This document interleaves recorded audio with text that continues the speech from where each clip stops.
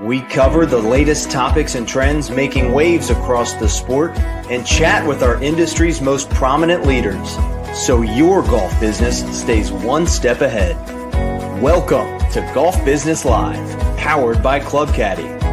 Here's NGCOA CEO Jay Karen and owner of Augusta Ranch Golf Club and president of the PGA of America, Don Rea.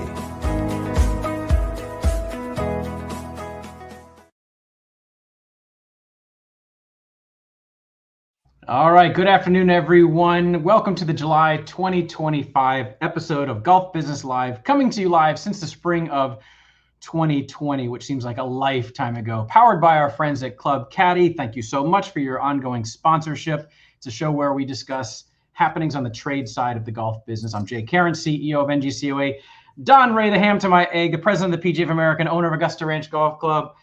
Reminding everybody that if you're on YouTube, Facebook, X, LinkedIn, your social channel of choice, to use the comments to submit your questions or thoughts as we go through the conversation. And good old Taylor and Harry in the background will help manage everything for us as we go down the road. So Donnie boy, how have things been since our last episode? What's happening at Augusta Ranch? And I want to hear how things are going leading into the old Ryder Cup.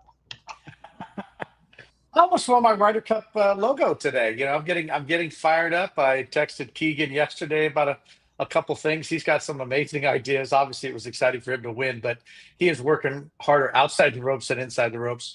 As far as Augusta Ranch, exciting news, Jay. I mean, we hired a top tracer manager, right? And we had talked about that. Like, if you put in top tracer, some experiential range, capital that you put in, if it becomes like part of the job of the restaurant and part of the job of the golf shop, then everybody feels like they got extra work. And so I've been wanting to hire just the right person to be the manager of Top Tracer. And Craig Smith actually has a degree in hospitality, in running restaurants. I'd worked with Craig before. But the exciting news, Jay, is he passed his playing ability test. So he's going to be a PGA member. But the same thing, obviously it's over 115 degrees in Arizona right now, but Top Tracer continues to bring out people and be the funnel that we wanted it to be. And, I'm excited because the PGA professionals, now we have 5 associates working at Augusta Ranch right now, PGA associates, and we're getting them out of the office. We're getting them onto the range, onto the putting green, onto the golf course, and building relationships with golfers and trying to lead by example. But I am excited about the activity at Top Tracer. I know I keep saying it. And whether it's TrackMan or in-range, I don't care who you go with, all right? I went with Top Tracer. Check them all out. Do what you want to do. But you got to do something. And I believe, leveraging the brand of Topgolf and bringing it down to Augusta Ranch through Top Tracer is awesome. And it's just, you know what, and you don't know it till you walk up and down that line on a Tuesday night or Friday night, Jay, of like the families that are there. It's not somebody grinding on an 8-iron. That's not what a range is for. A range is to explore golf and see if you want to do it for the rest of your life, which we both know you can get that shot euphoria on a range or on a golf course, and then you're done. Baby. You're addicted the rest of your life. You got to have it. You'll be jonesing for it the rest of your life.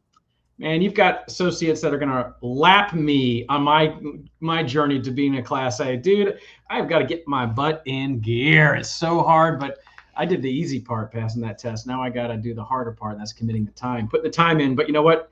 It's not easy for a reason, right? And it's perfectly robust. There's some good news I'll tell you about in a minute about some legislation that passed that may help some of these associates down the road. But I want to hear about the Ryder Cup and the lead into it. Like, what decisions can you tease out for us right now? What can you tell us that, the press doesn't know about? It's just you and me. Nobody listening, just you and me right here.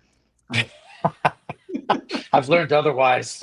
I've learned at the press conference I did at the PGA Championship, right, that I was like, it's so funny. I actually told when my president-to-president call that I did last month, I do it every month, me talking to the presidents of the 41 sections. When I was at the press conference at the PGA Championship, it looks like a panel. It feels like a panel because I'm up there with Kerry and Derek. It wasn't a panel. It was a press conference. And as I watched it, right, I tried to get better. So I watched that press conference. I'm like, I was talking like you and I were on a panel and we're feeding each other. We're feeding off each other. That's not what a press conference is. But anyways, I will tell you this. So learning moment for Don Rea, that press conferences are not panel discussions. And so lesson learned, I will get better, no doubt about that. But I will tell you this. The Ryder Cup is exciting for, it's the things that, that I will tell you about is, and certainly, working with the New York State Police Department, everybody's talking about the crowd and how rowdy they're going to be. We want them to be passionate. That's what America's about. That's why Bethpage Black being a public facility and hosting the Ryder Cup is cooler than ever. Keegan, his passion, winning a couple weeks ago. Obviously, this is perfect. But, we had a meeting yesterday about, okay, all the things that the officers go to, right? Because on Monday night, we give a gift to the Ryder Cup team. We give them a little inspiring speech of, that they're playing for golf. And they know that. We don't need to remind them that. Keegan's going to do an amazing job with that. But we talked about the Junior Ryder Cup. The Junior Ryder Cup's going on at the same time as the Ryder Cup. And there's players who have played on the Junior Ryder Cup who are playing on the Ryder Cup team. Mm-hmm.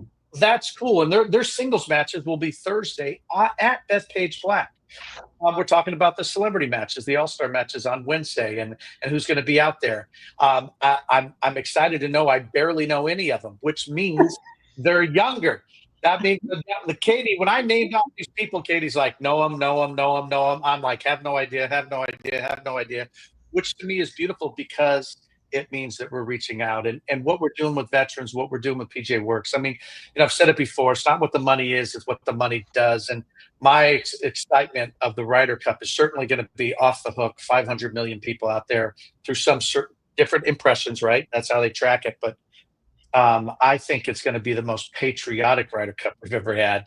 And I'm super excited to be a part of it. But I'm not going to tell you the cool things that are going to happen. But I will say, just get yourself a ticket because it's going to be cool. It's going to be sensitive to the history of the Ryder Cup, which is, remember that little guy on top of the Ryder Cup trophy, Abe Mitchell, a PGA golf professional who taught Samuel Ryder how to play the game. That little guy right there, that little 17-inch trophy, but that little guy on top is Abe Mitchell, a golf professional who at the age of 50, or when Samuel Ryder was 50, learned the game of golf from Abe Mitchell. Samuel put him on top. I love that's the spirit of this. That's so great. That's the spirit. So yeah, I mean, super excited. But remember, both you and I, in the associations that we're in, whatever money we get goes out. That's what we do. And so the Ryder Cup is really cool and it makes a lot of money, but it's a fundraiser for the PGA of America to grow the game. And so, that's what we constantly have to remind people, that we look like a corporation, but we're an association of 31,000 members who are just trying to get a club in someone's hand and get it airborne. I love it. You're talking about celebrities and not knowing the celebrities. This reminds me, a few years ago, my kids downloaded some app on their phone that was like a celebrity lookalike thing, where if you take a picture of someone, it would scour the world and say, this is your lookalike celebrity. And the funniest thing that happened to me was they did that. They took my picture and the thing was running its algorithm, and the celebrity that it came back with was me. So the kids were like, yeah, are you a celebrity? Because I guess, whatever my facial features are, I have enough pictures on Google, of my face that it pulled me back. And it was the greatest moment of my dad's life. Anyway, that's listen, right. We got a couple more topics I want to dive into before we bring on our guest, where we're talking dynamic pricing today. Got lots of stuff to talk about, but there are a couple things I wanted to mention. One was just to really, hey, Taylor, I'm just going to talk about the governance thing. We're not going to talk about MCOR and all that because we're lined up, but we just had a great MCOR, in Monterey, having the I won't talk much about it, but the largest operators in our industry were there. We had the largest crowd we've seen in years.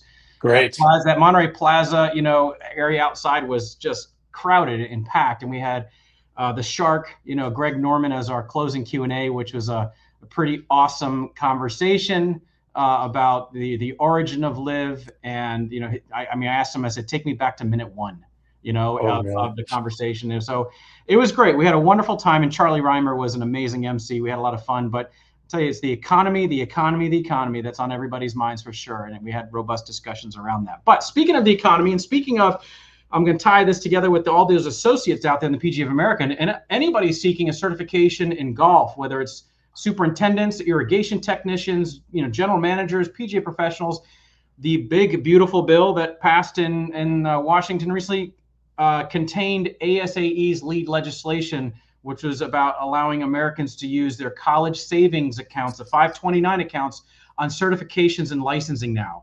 So it's expanded the use of that for those that either aren't going to go to college or post-college, you still have some funding in there, and you can use the growth in that is tax-free. Obviously, it's an investment. That's what the tax-free part of this is. But to have that expanded use is an amazing thing for the workforce, certainly, and anybody seeking certifications in our industry. We got to talk through this with the PGA and GCSA, make sure their certifications are anointed and properly seen as legitimate certifications, because you can see people creating certifications overnight. I got a certification. Come spend your 529 money with me, kind of thing. We got to avoid that. But anyway, that was a victory for the workforce in America, and certainly those that want to work in our industry. So today, and I know, Don, this is an interesting topic that you and I have been toying with talking about just in the golf ecosystem for years and years and years. And what we've seen, before we bring on our guests, I'll kind of tee it up a little bit, is that dynamic pricing systems in our software for the golf course owner operator, which a lot has started implementing before COVID, before when the clouds were dark over our industry economically. It was contracting. The number of people playing the game was contracting. The number of golf courses was contracting. And it was hard to yield more out of the tee sheet. And there were some new software in our industry that could help identify demand indicators, whether they're historic or live things that are happening, and help a golf course operator better price their day parts, their tee times, or whatever it might be. And we thought, based on this, that the concept of the rack rate, what is your high rate, high season, is over. There is no such thing as rack rate anymore, when prices could change daily, hourly, seasonally, whatever it means. And I got to also add to this, and I know our guests are listening, is that golf, among many industries, was probably the original dynamic pricer. Tee times at a public golf course on the weekend have been different than tee times priced on the weekday for generations, because that's when the high demand was. So I think dynamic pricing is a way that has accelerated the natural things that have happened in our marketplace, right? And allows us to act faster on that. So we've invited some special guests with us, and let's bring them on. Taylor from the green room. Oh, hello. We have Representative Sarah Silva from New Mexico. Good to see you, Representative Silva. Thank you for joining us. Hi, thanks for having me. Awesome. And we have Bryce Voisin from GolfBack, Chief Revenue Officer at GolfBack Software, which has dynamic pricing elements to it, and has dozens and dozens, if not a couple hundred golf courses using the system. Bryce, welcome to the show for the first time. First time, yeah. Thanks for having me. I think we had your boss John Brown on it at some point in the past, So obviously we needed the real brains from the operations on the show today. So thanks for joining us. Appreciate it. Representative Silva, I know you're a native of New Mexico, and you've she disappeared. I lost her. Okay, that was a short conversation. We'll get her back. So Bryce, you're going to be our resident expert that interfaces with the golf courses. So and by the way, you're going to chime in whenever you see the opportunity. There you are. You're back. I'm back. Yeah. So thank you for being with us. I know you're a business owner. A consulting company. You've been in the house there, and you introduce a bill, and I'm going to do my best to really take the time today to understand some of what's behind it, because I want to understand there's a movement in America right now at the state level to introduce legislation to curb dynamic pricing, or some call it predictive pricing, in one way or the other. None of these bills look the same, right? So it's not as though it's just a pox on your house, anybody that's doing dynamic pricing. I think there's some nuances here, and I really want to understand and have a conversation around it. And this may turn into point counterpoint, but you're an elected representative. You have no fear when it comes to debate. So I'm sure whatever we bring to the table, because Don is a business owner, golf course owner operator in Mesa, Arizona. He's been using dynamic pricing. Bryce has got the technology that's been offered up to golf course owners and operators to do the same. So take me to your legislation, which essentially, go ahead and explain it, and explain kind of what led you to introducing this House bill. Yeah, first of all, thanks everyone for having me today. I really appreciate it. I got the call from Taylor, and I was like, oh, that's interesting. And so I'm glad I was able to make time. I'll also say that House District 53 in southern New Mexico has some of the best weather in the country. And although unfortunately I don't have any golf courses in my House district, we do benefit, and my constituents benefit from the NMSU golf course. Red Hawk and Sonoma Ranch golf great. courses here. So they all are kind of adjacent to the district. And I would play more if I could find left-handed golf clubs for a woman who's 5'3". Okay, So, Don Rea, you're on the case. We're on the case. Writing it down as we speak. We're gonna follow you now. Because I'll show up to a golf course and be like, I want to hit some balls, and they're like, we don't have any left-handed golf clubs for 5'3" women. Sorry. We can remedy that. So I really appreciate you all having me. The reason that I introduced dynamic pricing is I was born and raised in New Mexico. I grew up in a household that was food stressed. And so knowing that, having that experience growing up, but also seeing the price of eggs and other just daily goods go up since 2020, and how it was impacting New Mexico families. And what I knew as a hungry child growing up, I did not want to see this recurring in the state. And so I introduced a bill that would, in its essence, and I got really good feedback from committees that this was in front of, to sharpen the language a little bit. But the intent here is to limit mostly grocers and their ability to raise prices when, say, there's a natural disaster, which we also have some legislation that limits the ability for people to price gouge. But I wanted to strengthen that to also mean that people and grocers can't use AI to use facial recognition and then say, oh, there's that mom with her kids coming to Walmart and wanting to pick up stuff for dinner, and she's rushing home. We know, her demographic, and so we're gonna raise the price of bread, ham, cheese, etc. Okay, let me stop you there for a second, because that's a really good point. Okay, so I know one piece, and there are elements to this bill. That particular piece, and Bryce, I want you to chime in as far from a technology standpoint too, if you're aware of these things. I'm always fearful that if I'm on, an airline site and I'm looking at a ticket and I don't book, somehow the system knows, oh, Jay Karen was back here. He wants his ticket. I'm going to raise it $15 because it was Jay Karen. I know it's him. Facial recognition opens up a whole other can of worms too, from a racial profiling and all of these things that can be very troubling. So that's one item. So Bryce, how do you feel, and maybe Don, how do you feel about dynamic pricing systems that can identify personal characteristics and or personal data and change a price because it knows who you are? Let's stop there, because I think that's a really important one. Bryce, what do you think? Yeah, I think in the golf space, from what I've seen, we're more focused on using AI to understand the tee sheet as far as the historical revenue per available tee time and the historical data as far as what we've been able to yield for that particular tee time in the past. So I think we're more focused on that side of it from a golf course supply and demand perspective than from an actual,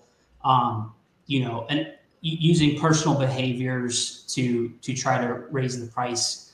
I have not seen that yet in the golf space. Okay, and that's not something we're focused on. Okay, that it's not in the golf space. How do you feel as a technologist?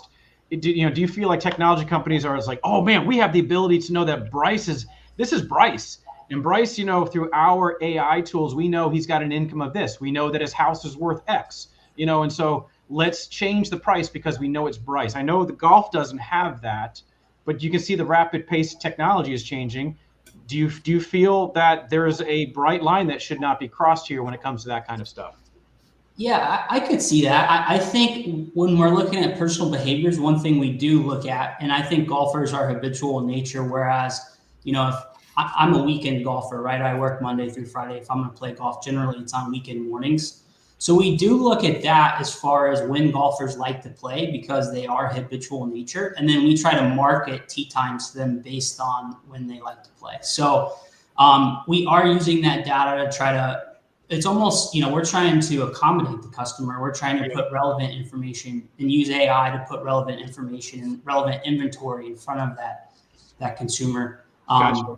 From a pricing perspective, we're just not quite there yet. Yeah, Don, as a business owner, the technology is one thing for certainly, right? But as a business owner, how do you feel about this bright line of like recognizing individual people and possibly, I mean, the goal would be to get more out of them, not to say, oh, this is so-and-so, I'm going to lower the price because it's Jay Karen. It's, obviously the system is built to try to find indicators to get a better price. That's generally the hope out of a business owner. How do you feel about that personal data, personal characteristics that could drive pricing? Well, we got to thread the needle here, and you're right. That stuff like that would scare the heck out of me as a consumer. I'm still a consumer. I play golf, and Representative Silva, I have to say, as someone who's in the political world in a sense, as president of the PGA of America, to see what you've got done, I just have to say this, man. When I did some research on what you're doing for law enforcement, what you're doing for teachers, recreation centers, and you've barely been there, and you are getting stuff done. One, well done. And I do like the fact that you're open to some of the language probably has to be strengthened here. So you don't, there's the unintended consequences are the things we always try not to. There's good people and there's bad people, and the world needs to be protected from bad people. And if someone's going to have some type of approach, some predatory approach on facial recognition in order to price them into something, that would be terrible. And I think that's where I'm so glad that you came on the show, because we can tell you, hey, this is what we believe. Like for me, I'm a par 61 golf course. And so, I want to make sure that I'm open to the public, and that I've got good rates for kids, and that people who are on fixed income can play.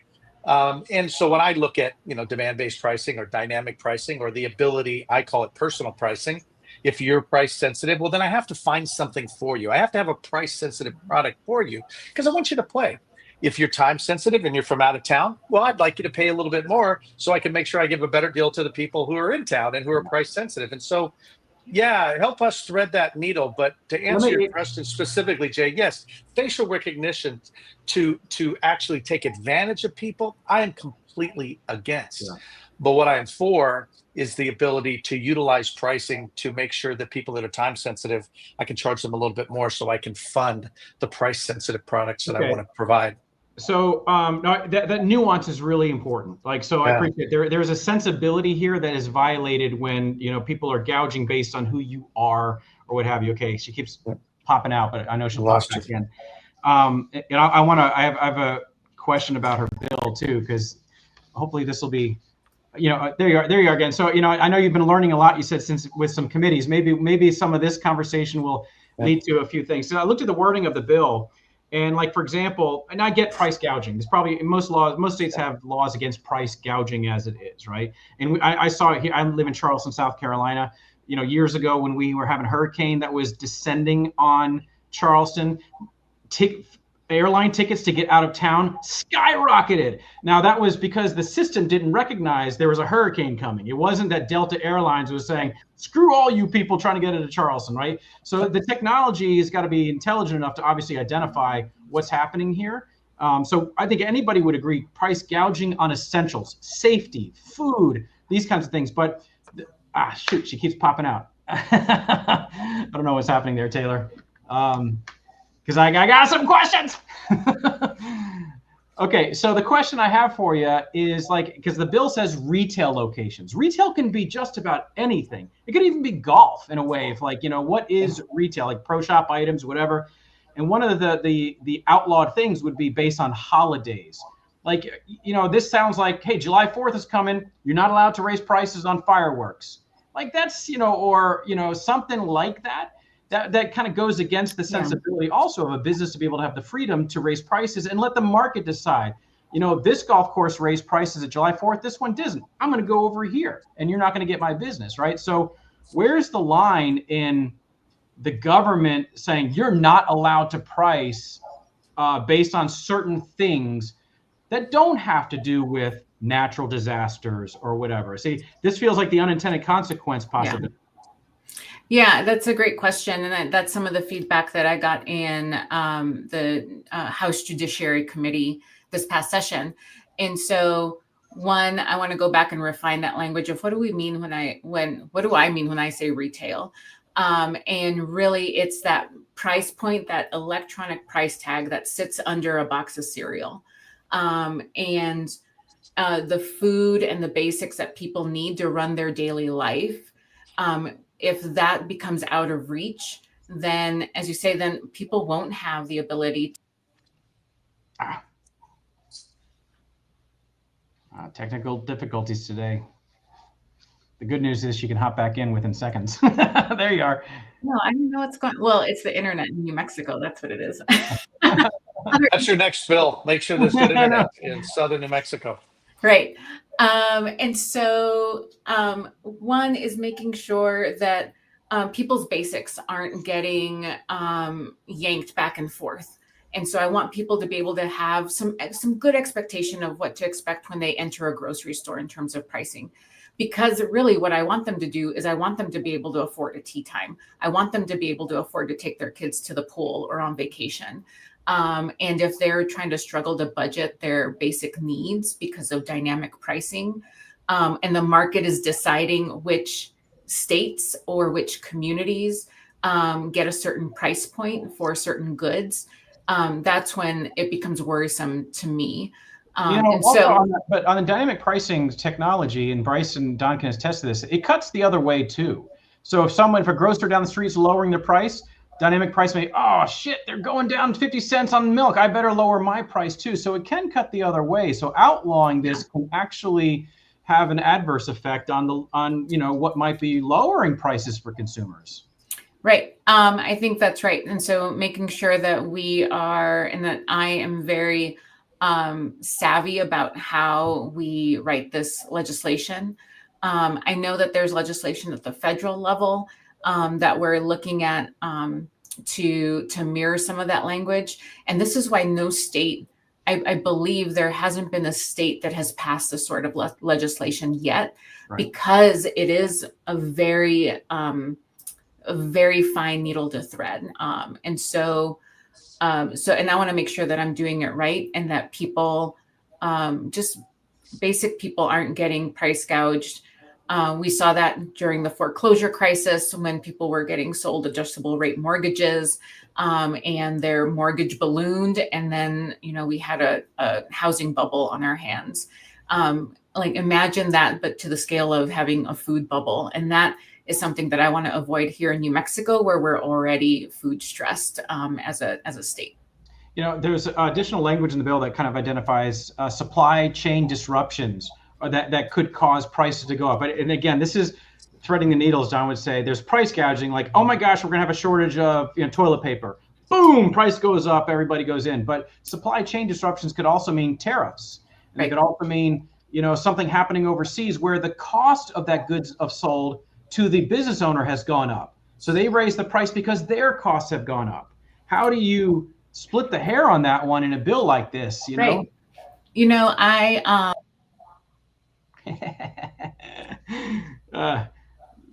Anticipation. That's all this is doing, Taylor, is we're going to have her patch in on her cell phone next time. So okay. And she's back in, I think. She's coming back in. Here I am. There you are. This didn't happen in the test run with Taylor, so that was interesting. But I sit on appropriations and finance, and so on the committee here in New Mexico. And one of the things that we're looking at also is, how do you even tell? There are many corporations, global corporations, that are saying, well, it's the tariffs that are affecting prices. And the amount of analysis and data that you'd have to kind of pull through to actually see, is it tariffs or is that an excuse, has been very hard to find. Mm-hmm. And so, I'm sure prices on fertilizer for you all have gone up, and prices on all sorts of other goods and utilities have gone up because of the gyrations of the market around tariffs. And so I think looking at that language again and being more refined and more specific is going to be really important. And I think one of the other feedback is, like, gas stations have always had dynamic pricing, as they've had, these big digital signs that tell you how much gas is. But that also gets regulated pretty heavily by big governmental institutions that go beyond the United States. And so, again, the intent here is to ensure that people's basic daily needs are met without them being taken advantage of minute to minute, hour to hour. So in that case, certainly language that identifies what those basic needs are could be helpful, so that anybody else feels like, I'm not getting thrown under here with this. Right. Or excluding places like gas stations, entertainment venues that would include golf courses, like those sorts of things. I think it would make a much bigger. I have a question about signage too, electronic signage. Bryce, you brought up at the beginning. Like I've yet to see. Yeah, no, let me ask you this, because I know just because they're cutting out and we were going to be short on time today because El Presidente has got to, go. Hey, I'm here for the representative. I'm just kidding. She's listening to people that aren't even her constituents, which is amazing in my opinion. I know. Thank you very much. Thank you. So, Sarah, that's amazing. You mentioned like digital price signage under, different things. I mean, I have not seen that yet at grocery stores very much. I'm sure maybe it's getting ubiquitous, but I started thinking about like Instacart and these other places that could change pricing on the fly, and it's an interesting thing because dynamic pricing is happening everywhere.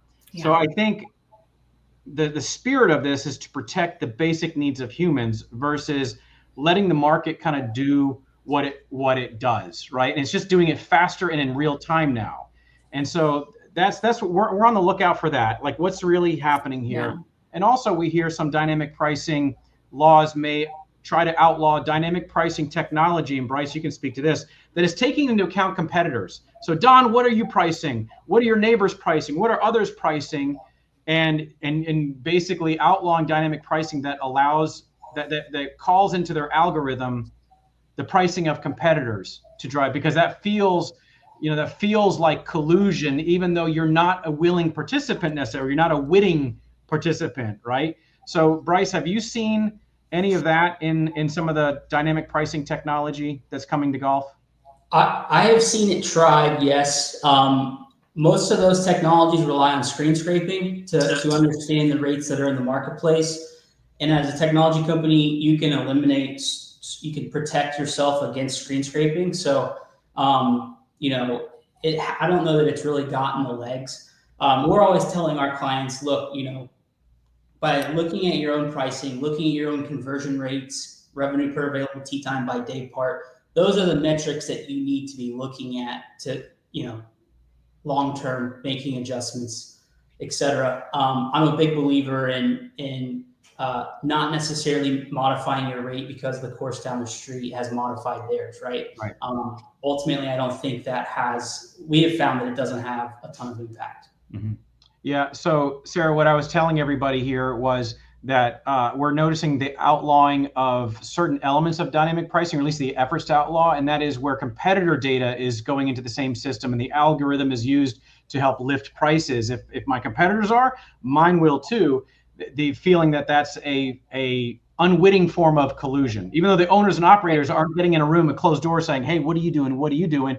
The system can do that. I'm an Airbnb host here in Charleston. There's something called smart pricing. And I think it looks at everything going on in my market. It's like, hey, Jay, you could get more for this because of what others are getting. So it raises the price automatically. And I'm sure that's going to come up against law at some point, where that feels like, is that a form of unwitting collusion, right? Has that been on your radar screen about some of this dynamic pricing stuff? Yeah, it has been. I've been watching this particularly with the housing market.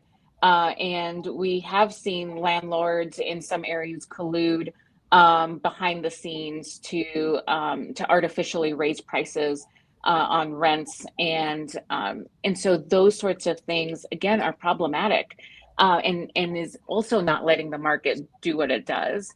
And so, how are we kind of going into this new phase of technology and also society, so that we're creating a world in which people can live and work and play in the ways that they want for them and their families, and also for businesses and the economy to be really strong. I think there can be a both and here. Mm-hmm. And so how we are managing those in-betweens of like what happens on the internet versus what happens when I walk into a store, those are going to be questions that we've never answered before. But now it's my job to help answer those questions for people and for the constituents here. I certainly appreciate the ground under all of us has been changing on this stuff, right? And so trying to figure out where do we get solid ground. And I was talking to my wife about this earlier, like the show and the topic and all that. And I guess I have issue with like the words unfair and deceptive. if, because we got to identify really what's unfair and what is deceptive. Like I said, remember back in the Sunday circulars growing up, if it said, hey, Tide is going to be on sale for $3.29 all week long at Publix, and I go there and it's $4.29, I feel like that was deceptive. You said it was going to be this, it's this. That's deceptive, right? But we're in an age now where people aren't using as much time-based advertising, like, where it's just everything is going to real time. And so if the price is the price is the price and it's real time, what's deceptive about that, or what's unfair about that, except for using personal stuff to kind of change the pricing? What's being used to change the price could be unfair, but that price has changed so fast and real time. That's like the new world we live in. So to kind of call some of this unfair and deceptive feels like too broad of a stroke on some of this stuff. Like if Don wants to raise prices July 4th because demand's going to go up, that's not unfair and that's not deceptive, right? He's just raising his price. Sure, I can see that. And I think the language of unfair is used in previous legislation in New Mexico. And so it was referring to previous legislation that this is adjacent to. And I understand your concern there. So I got a question I'll bring in from Facebook. We got Mike Hendricks, great technologist in our space. So net, are you supportive of how golf courses are currently deploying dynamic pricing, which to Bryce's comment early, it's looking at historical data like this weekend, last year, man, this was the demand or whatever. I don't know, Bryce, if your stuff takes in, look, man, our website's getting a ton of hits right now for these days. And so let's lift the price. Looks like demand is up. Does that violate your sensibility of what you're trying to accomplish? Or do you feel like, that's kind of in bounds? That's not out of bounds.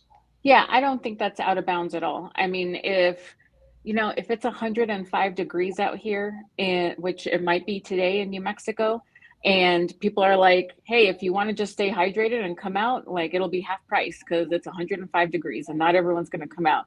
I get that. I understand that completely. And so, again, what I'm really concerned about are the basic daily needs of families and how this sort of shift in the business can change the prices detrimentally for families trying to get food on the table. That makes sense. And the converse to what you're saying, like if the weather's so terrible, we're going to lower the rates to try to induce you to come out. The converse of that is the weather is looking so darn good, we're going to raise the price. Right. And Bryce, some of these systems, correct me if I'm wrong, are starting to weave in weather forecasts into dynamic pricing. And as a golfer, as a consumer, I'm like, oh man, that sucks. You're going to charge me more because it's going to be nice weather. But it's also like, that's your prerogative as a business too, right? And it's our prerogative as a state too. Like we, as I'm a hunter, I'm a fisherman, and we charge more for people who want to hunt in New Mexico that don't live in New Mexico. I think that those are choices that states and private entities can make. And again, once it starts bumping up against people being able to meet their daily needs, then that's when, for me, it becomes a concern. Don, any questions for Representative Silva while we've got her here? Anything as a business owner, any advice or thoughts on what she's pursuing? Well, I'm so appreciative that she's listening, right? Because you can use the simple word as retail, and all of a sudden you find out the unintended consequences is something different. And I think commodities are one thing. I feel like AI got us into this. AI can get us out. It was interesting. I was watching a baseball game the other day, and you can bet on pitches now. And there were a whole bunch of bets on one pitcher throwing a ball, and he did. And now they're looking at it going, hold a second. Did he throw a ball on purpose so that he could win a bet for somebody else? But the only reason they can do that is because of all the calculations that can happen in the background with AI. And so to the representative's point, I think as you get more data, now this is going to scare the heck out of people because Big Brother's going to be in there a little bit. But if I have if I'm an honest person and I'm simply doing it based on weather, I'm simply doing it so that I can fund my price sensitive products that I want to give to people at Augusta Ranch, then I don't mind some AI running in the background and go, is he doing this or are they doing this on purpose to drive up price so that nobody gets to play golf? Well, I think the free economy system, I need somebody to play, and I can take advantage of people who try to overprice. But like I said, I don't have a specific question other than keep doing what you're doing because you're asking lots of questions. you are one of the rare representatives who's actually getting stuff done. I admire you because I know how hard it is, even at the PGA, to try to move something forward. And you're willing to say, at least you're getting the conversation started. So I'm not as scared as I was 45 minutes ago, Representative, because I know that you're open to going, okay, I get it, and that's all we need. We need people who are business minded in those chairs that you're in to say, okay, I don't want to hurt everybody, but if you're going to bang me on a gallon of milk or the price of eggs, come on, man. You're taking advantage of people at this point, and nobody wants to do that. We just want to employ the people that we have, right? At Dusty Ranch, I've got 60 employees. I want them to get raises. And to do that, I need some tools at my fingertips, and part of that is dynamic pricing. Yeah. And we have an example in the golf industry that goes back 20 years of a well-intended state representative, in this case it was Indiana, who was trying to pass a law that would have had unintended consequences. And that was her husband had unfortunately died of a heart attack on a golf course. This is going back, again, about 20 years ago. And so she introduced a bill that would require every golf course in Indiana to have the automated defibrillators, stationed out throughout the golf courses. Every golf course would be mandated to have it, which brought into, all kinds of questions of liability, costs, and Good Samaritan laws, and, where do they need to be stationed to get someone on time and all that. We kind of leaned in our Indiana golf course owners and said, that's not good legislation. It's good practice as a business owner. If you want to have this, awesome. But to mandate it, and so our antennas are up right now on dynamic pricing and predictive pricing and the legislation that's coming to protect what you're talking about, the ability to live as a human being and not to screw with that, not to mess with that, not to take advantage of people, and letting the market use very interesting modern tools to get surgical with their business rather than with, blunt instruments on pricing and all this kind of stuff. So, Bryce, are you learning anything from this? As far as a technologist here, looking at, your algorithms are going to change over time,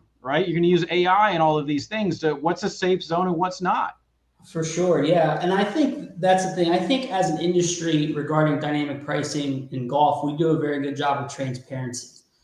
Part of the implementation process is signage on the website, on the booking engine, at check-in, around the clubhouse, letting golfers know of the change in procedure, right? So I guess, as I read it, kind of what stuck out to me was it looks like that's part of this within the grocery industry, is just really looking for there to be transparency as it relates to dynamic pricing in grocery stores. Would you agree with that, Sarah? Yeah, that's absolutely right. And so, and I appreciate this conversation because it's helping me figure out where do I need to tighten up some language, because I know golf courses here in southern New Mexico and Las Cruces in particular are a huge economic driver for us here. Yeah. Well, very robust discussion. We're in the first few innings of what's to come here on this topic. Thank you for the comment here. Thank you, Representative Silva, for being part of this. That's a pat on the back for how great the show is. Thanks for bringing that one up, Taylor. Appreciate you. No, this is a space where we discuss dynamic issues happening in the golf industry, and dynamic pricing has been one of these salves that course operators who have had struggles for years to raise capital, to put away capital, to make the necessary improvements, that they finally kind of found a tool that helped them not gouge, but just yield better, get smarter about their tee sheet. And we have inventory that expires.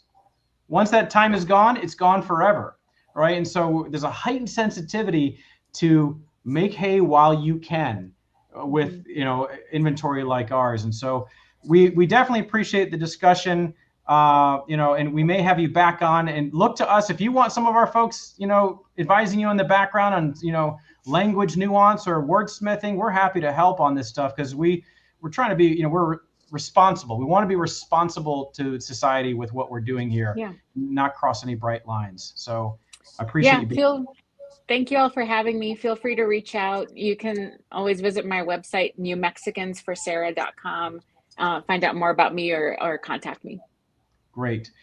Bryce, Don, thanks for being on the show, the July episode of Golf Business Live. And for everybody tuning in, there's going to be some great sound bites here. We're going to get out on social media for sure. We had great following today, but we're going to put a lot of good content out here. So Harry and Taylor, thanks in the background for doing what you do, and we'll see you guys next month. Thanks so much, everyone.